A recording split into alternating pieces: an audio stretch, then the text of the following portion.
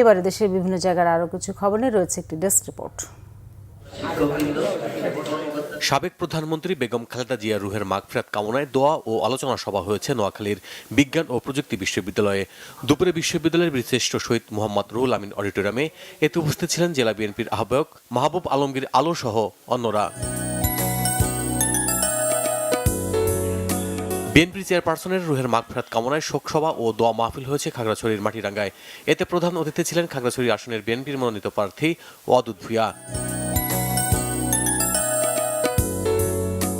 বেগম খালেদা জিয়ার জন্য দোয়া ও শীতার্তদের মাঝে কম্বল বিতরণ করা হয়েছে রূপগঞ্জে।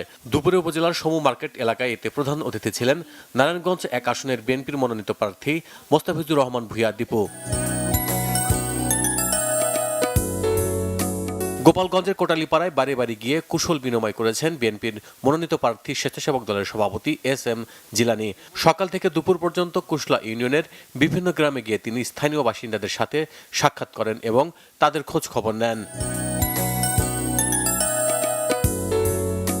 গণমাধ্যমে অপসাংবাদিকতা প্রতিরোধ এবং বস্তুনিষ্ঠ সংবাদ পরিবেশনের গুরুত্ব নিয়ে প্রিন্ট ও ইলেকট্রনিক মিডিয়ার সাংবাদিকদের কর্মশালা হয়েছে ময়মনসিংহে। সার্কিট হাউস সম্মেলন কক্ষে এতে প্রধান অতিথি ছিলেন বাংলাদেশ প্রেস কাউন্সিলের চেয়ারম্যান বিচারপতি এ.কে.এম. আব্দুল হাকিম।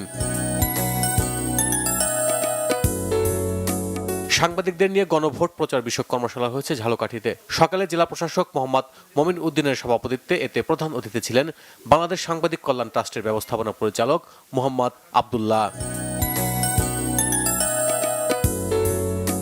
ব্রাহ্মণবাড়িয়ায় টাউন খাল দূষণমুক্ত ও অবৈধ দখল উচ্ছেদ কার্যক্রমের উদ্বোধন হয়েছে। সকালে এতে উপস্থিত ছিলেন জেলা প্রশাসক শারমিন আক্তার জাহান। তারুণ্যের উৎসব উপলক্ষে পরিচ্ছন্নতা অভিযান ও সচেতনতামূলক র্যালি হয়েছে নড়াইলে। সকালে জেলা প্রশাসন ও পরিবেশ অধিদপ্তরের যৌথ আয়োজনে র্যালিটি শহরের গুরুত্বপূর্ণ সড়কগুলো প্রদক্ষিণ করে। প্রধান অতিথি ছিলেন জেলা প্রশাসক ডক্টর মোহাম্মদ আব্দুল সালাম।